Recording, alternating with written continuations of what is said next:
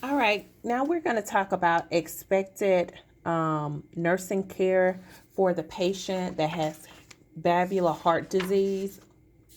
Now, for this patient, the nursing care, of course, because they've got this valve problem, we want to make sure that fluid's not backing up. So, of course, we're going to be doing daily weights. We're going to be monitoring their weight and noting any recent changes. We're going to assess their heart rhythm. Particularly, we're looking for that murmur we talked about with the turbulent blood flow, that diastolic versus systolic, to determine the valve involved. And you're going to grade those murmurs. We're going to give that patient oxygen. We're going to give them medications. We're going to assess their blood pressure. We're going to maintain those fluid and sodium restrictions very similarly to the patient that has heart failure. We're also going to assist the client to conserve energy. Now, with our medications, we have a few of these, and I'm going to go through them. First group, of course, is going to be our diuretics. Diuretics, of course, are going to be used to treat heart failure. That's going to remove any excess extracellular fluid. Our loop diuretics, such as furosemide, Lasix, our thiazide diuretics, such as hydrochlorothiazide, and then our potassium-sparing diuretics, such as spiralaldactone. Now, of course, we're going to administer Lasix IV slowly over 1 to 2 minutes. We're going to monitor that patient for hypokalemia. They're going to be ping out with those loop and thiazide diuretics. And we're going to administer potassium supplements as indicated. If that patient is taking a thiazide or loop diuretic, ingest foods such as dried fruits, nuts, spinach, citrus fruits, bananas and potatoes, and beverages that are high in potassium to decrease the risk of developing hypokalemia. So that's a patient teaching thing that you would do for your patient. Now, the afterload reducing agents, they are another group of medications for the patient that has valvular heart disease. Afterload reducing agents help the heart pump more easily by altering the resistance to a contraction. Now, these medications, I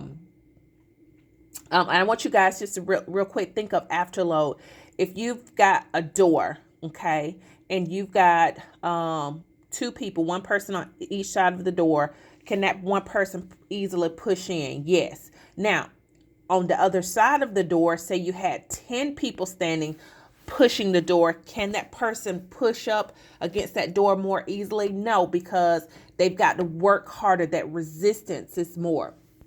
Now our afterload reducing agents are going to be our ACE inhibitors, such as our enalapril, captopril, and lisinopril. Make sure you guys review those pril drugs, okay? They aren't going away. You need to know your nursing considerations for your pril drugs. Our angiotensin receptor blockers, such as losartan, valsartan, our beta blockers, Coreg, metoprolol, our calcium channel blockers, felodipine, nifedipine, amlodipine, that's your Norvasc, and then your vasodilators such as hydralazine, okay? The patient that's on an ACE inhibitor, we are going to monitor them for hypotension, especially with that first dose of an ACE inhibitor, okay? Now, the next group of drugs we're going to talk about are inotropic agents, and then we're going to move on down to anticoagulants.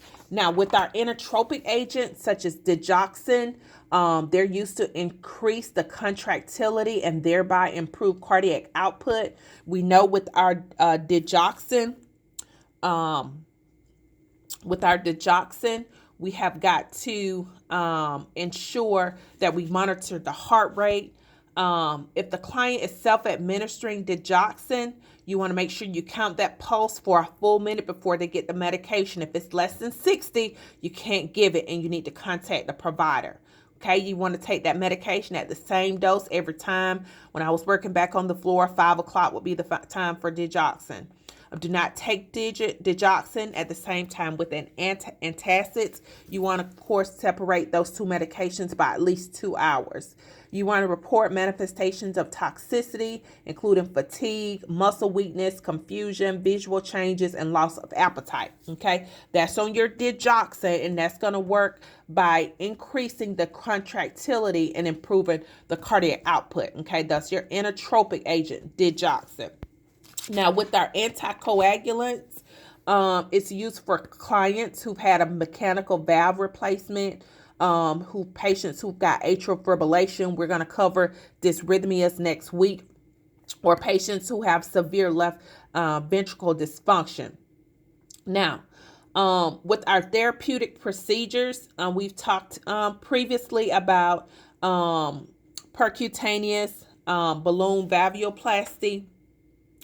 Our nursing actions. Now, this is where your care of the client is going to come in at, and this is where you guys that didn't do so well, this is where you're missing your points at, because you got to take care of these patients and you got to know how to take care of them. Post-surgery care is similar to coronary artery bypass grafting, care for the sternal incision, activity limitation for 6 weeks, and of course, reporting any fevers. Now, with percutaneous balloon angiovalvuloplasty, they're going in and they're restructuring that valve. This procedure can open aortic or mitral valves affected by stenosis. So it's going to go in and open that valve up. Catheter again is inserted into that femoral artery and advanced to the heart. A balloon is inflated at the stenotic lesion to open up the fused commissures and improve the leaflet mobility. Now, with the valve replacement, this procedure replaces the damaged heart, okay? The valvuloplasty just goes in and puts in a balloon stent to open it up. Now, the valve replacement replaces the valve altogether. This procedure replaces damaged valves with mechanical xenografts from other species, allografts, autografts, formed from the client's pulmonic valve and a portion of the pulmonary artery. It's often done with an open heart approach, although minimally invasive surgery is also performed in some instances. If you get a valve replaced, you will be on lifelong anticoagulant therapy. You cannot get off of it. Tissue valves need to be replaced every 7 to 10 years. Now, this information here I'm going to go over real quickly. It's just miscellaneous surgical management. Other surgeries used in the treatment of valvular disorders include chordae tendineae reconstruction, which relieves some of the stenosis on those leaflets of the valves. Annuloplasty, where a ring is inserted around the annulus by narrowing the opening, and leaflet repair. Medical management is appropriate for any older client. Surgery is indicated when manifestations is going to interfere with their activities of daily living. Now, with our interpersonal care, we're going to get respiratory involved for breathing treatment, suctioning, airway. We're going to have cardiac on board for cardiac management. We're going to have nutrition on board for weight loss or weight gain related to medications. And then their patient's going to need rehab, okay, to increase their level of activity. Now, when we're going to do education, we're going to do prophylactic antibiotic use before any invasive procedure or dental procedure. That's why when you have that dental checklist, it's always a ding, ding, ding. If you've had a mitral valve replacement, they're going to have prophylactic antibiotics. Daily weight, notify the provider of a 3-pound gain in 1 day or a 5-pound gain in 1 week. Coordinate activities with planned rest. Follow your exercise. Adhere to your dietary restrictions. Avoid caffeine. Consider nutritional consult. Open wounds need to be cleaned and treated with ointment necessary, the antibiotic ointment. Okay. You're going to read those over-the-counter medication labels. Report any manifestations of heart failure, fever, or rash to the provider. Okay. Now, with heart failure, complications that may arise are going to be heart failure, inability of that heart to maintain adequate circulation to meet the tissue needs of oxygen and nutrients. Ineffective valves can result in heart failure. You want to make sure you monitor that client's heart failure class 1 to 4 to gauge if surgical intervention for valvular problems is needed. That's going to conclude this section. on valvular heart disease. I've given you the nuts and bolts, so govern yourselves accordingly. Thank you.